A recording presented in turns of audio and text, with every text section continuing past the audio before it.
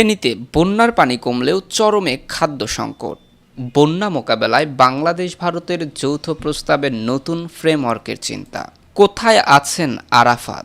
ফেনী কুমিল্লার বন্যা, বিরূপ আবহাওয়া ও ভারতের দায়। আসলে এখন করণীয় কি, জানবেন বিস্তারিত সংবাদে। হাতিরঝিল লেক থেকে নারী সাংবাদিকের লাশ উদ্ধার। আশ্রয় কেন্দ্রগুলোতে বানভাসী মানুষের উপচে পড়া ভিড়। বাংলাদেশ ব্যাংক চালিয়েছেন সালমান ও এস আলম। এতক্ষণ শুনছিলেন সংবাদ শিরোনাম, এবার বিস্তারিত। ফেনীতে বন্যার পানি কমলেও চরমে খাদ্য সংকট। ফেনীতে বন্যা পরিস্থিতি এখন উন্নতির দিকে, তবে কোথাও ভোগান্তি কমেনি। অধিকাংশ আশ্রয়কেন্দ্রে এখনও মানুষ রয়েছে। সোনাগাজীর চর চান্দিয়া ও চর দরবেশ ইউনিয়নের বেশ কিছু গ্রামের চরম খাদ্য সংকট দেখা দিয়েছে। বন্যায় রাস্তা ভেঙে যাওয়ায় দাগনভূঞার সিন্দুরপুর ইউনিয়নে পাওয়ার ট্রলি, ট্রাক এসব বহন দিয়েও খাবার পৌঁছানো যাচ্ছে না। ফলে চরম খাদ্য সংকটে ভুগছে এই এলাকার মানুষ। একই অবস্থা ফেনী সদরের ধলিয়ামড্বি, পাঁচগাছিয়া, লেমুয়া ইউনিয়নের বেশ কিছু গ্রাম। তবে ঢাকা চট্টগ্রাম মহাসড়কে যান চলাচল বর্তমানে স্বাভাবিক রয়েছে। এদিকে ফেনী শহরের প্রধান সড়ক থেকে পানি নেমে গেলেও নাগরিক সুবিধার একদম কিছুই চালু হয়নি। এক সপ্তাহ পরও নেই বিদ্যুৎ, গ্যাস, ইন্টারনেট সংযোগ। শুধু পানির পরিমাণ কমেছে, নিরুপায় হয়ে আটকে থাকা মানুষ অন্যত্র চলে যাচ্ছে। ফেনী শহরের পূর্ব উকিলপাড়া, পশ্চিম উকিলপাড়া, পেট্রোবাংলা, পাঠানবাড়ি, একাডেমি সহ এখনও বহু এলাকার মানুষ পানিবন্দী। এদের অনেকে কোনো ধরনের ত্রাণ সুবিধা না পাওয়ার অভিযোগ করেছে। অন্যদিকে শুরুতে প্লাবিত হওয়া ফুলগাজী, পরশুরাম, ছাগলনাইয়া এলাকা উপজেলায় কোথাও কোথাও এখনও পানি রয়েছে। যেখানে পানি নেমেছে সেখানে ক্ষতচিহ্ন দৃশ্যমান হচ্ছে। বর্তমানে ছাগলনাইয়া উপজেলার বেশ কিছু গ্রামে এখনও কোমর সমান পানি রয়েছে। এ বিষয়ে ফেনী জেলা প্রশাসক শাহিনা আক্তার জানান, ফেনীতে 10 লাখ মানুষ পানিবন্দী ছিল। এদিকে বন্যা মোকাবেলায় বাংলাদেশ ভারতের যৌথ প্রস্তাবের নতুন ফ্রেমওয়ার্কের চিন্তা। বর্ষায় ফারাক্কা ব্যারেজ দিয়ে পদ্মার স্বাভাবিক প্রবাহ ভাটিতে আসছে। 10 লাখ কিউসেক পানি উজান থেকে এলেও এই মুহূর্তে পদ্মা অববাহিকায় বন্যার ঝুঁকি নেই। বন্যা মোকাবেলায় বাংলাদেশ ভারতের যৌথ প্রস্তাবের নতুন একটি ফ্রেমওয়ার্ক তৈরির পরামর্শ দিয়েছে বন্যা ও জলবায়ু গবেষকেরা। আগস্ট-সেপ্টেম্বরে পদ্মা অববাহিকায় বন্যা হয়। এরই মধ্যে ভারতের বিহার ও ঝাড়খণ্ডে অতি ভারী বৃষ্টি হওয়ায় ফারাক্কা ব্যারেজে পানির স্তর বাড়ছে। তবে ভাটিতে চাঁপাইনবাবগঞ্জ, রাজশাহী, কুষ্টিয়া, রাজবাড়ী, ফরিদপুর পদ্মার পানি এখনও অনেক নিচে। 10 লাখ কিউসেক পানি নদীতে প্রবাহিত হলেও এখনও বন্যার ঝুঁকি নেই। বন্যা ও বাঁধ ব্যবস্থাপনা গবেষক ডক্টর আমির হুসেইন বলেন, ব্রহ্মপুত্র নদ বাংলাদেশে বড় পরিমাণে পানি বহন করে। আগামী 10 থেকে 15 দিনে এই পানি কমতে থাকবে। এ কারণে সামনে বন্যার তেমন সম্ভাবনা নেই। বন্যা মোকাবেলায় বাংলাদেশ ভারতের নতুন ব্যবস্থাপনার একটি যৌথ প্রস্তাব তৈরি করতে হবে। এতে যৌথ নদী কমিশনকে কার্যকর ভূমিকা রাখার পরামর্শ দিয়েছে গবেষকেরা। River and delta research centre chairman doctor Mohammad Ejaz বলেন, সব ধরনের নিরাপত্তা ব্যবস্থা যেমন বাংলাদেশের জনগণ এবং জিও স্ট্র্যাটেজিক নিরাপত্তা নিশ্চিতের মাধ্যমে সকল গবেষকদের নিয়ে প্ল্যান ABCD করে এগোতে হবে। এতে করে ভারতের সঙ্গে আমরা নদীর পানির বিষয়ে একটি মর্যাদাপূর্ণ বোঝাপড়ায় পৌঁছাতে পারব। এদিকে কোথায় আছেন আরাফাত? সম্প্রতি ছাত্র জনতার অভ্যুত্থানের মুখে হাসিনা সরকার পতনের আগে গণমাধ্যমকে চাপে রাখা এবং আন্দোলনরত শিক্ষার্থীদের নিয়ে নানান সময় কটূক্তি ও অভিযোগ করেছেন। তার মধ্যে অন্যতম ছিলেন সাবেক তথ্য ও সম্প্রচার প্রতিমন্ত্রী মোহাম্মদ আলী আরাফাত। মঙ্গলবার আটক হয়েছেন বলে খবর ছড়িয়ে পড়লেও আইন শৃঙ্খলা রক্ষাকারী বাহিনীর দায়িত্বশীল কেউ এর সত্যতা নিশ্চিত করতে পারেনি।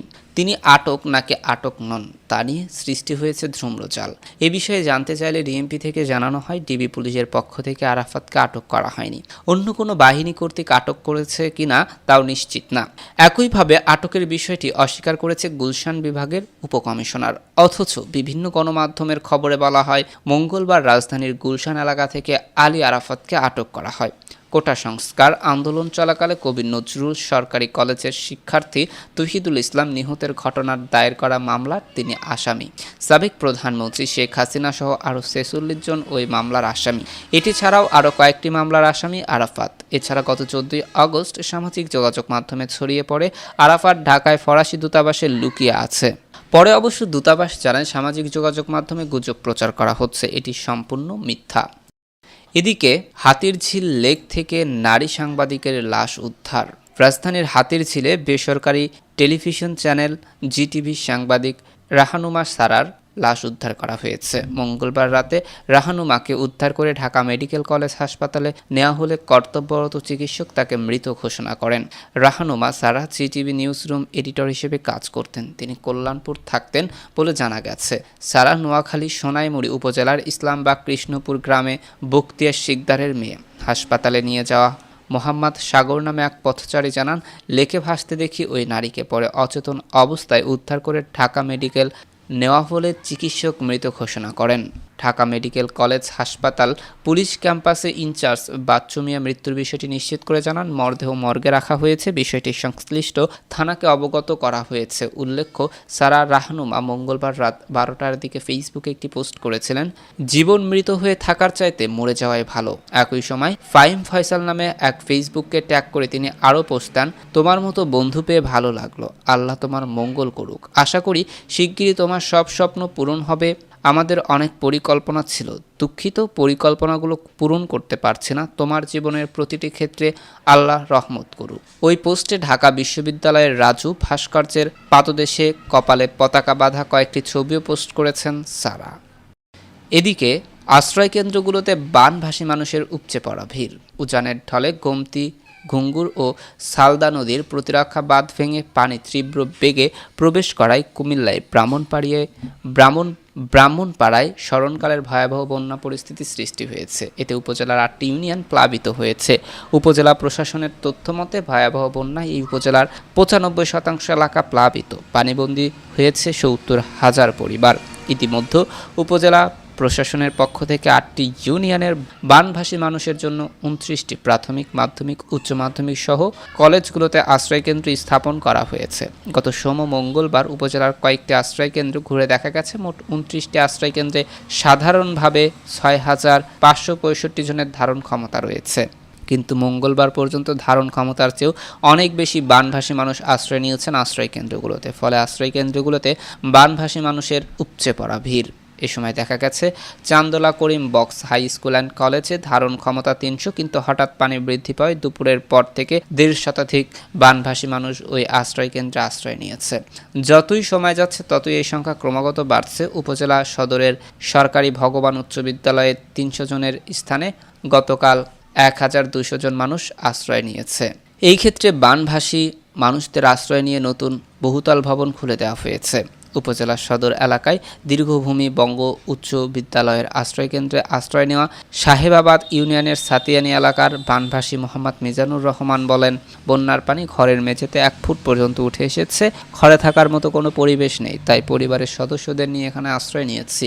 আমাদের এলাকার অধিকাংশ মানুষ বিভিন্ন আশ্রয়কেন্দ্রে আশ্রয় নিয়েছে। উপজেলার চান্দোলা ইউনিয়নের Chandola Karim Bux high school and college আশ্রয়কেন্দ্রে আশ্রয় নেওয়া যদু মিয়া বলেন, বানের জলে আমাদের সব শেষ হয়ে গেছে, উঠানে পানি আসার পরও আশ্রয়কেন্দ্রে আসেনি, তবে ঘরে পানি উঠে যাওয়ায় ছেলে মেয়ে নাতি নাতনি নিয়ে এখানে এসে আশ্রয় নিয়েছি। এই বিষয়ে উপজেলা নির্বাহী কর্মকর্তা ইউএনও আজহারুল ইসলাম বলেন, বন্যা পরিস্থিতি ক্রমেই অবনতি হচ্ছে। বর্তমানে পুরো উপজেলায় বন্যা পানি প্রবেশ করেছে। স্কুল কলেজ সর্বোচ্চ সংখ্যক বানভাসী মানুষকে আশ্রয় দেওয়ার জন্য বলা হয়েছে। সবাইকে সম্মিলিতভাবে এই দুর্যোগ মোকাবেলার আহ্বান জানাচ্ছি।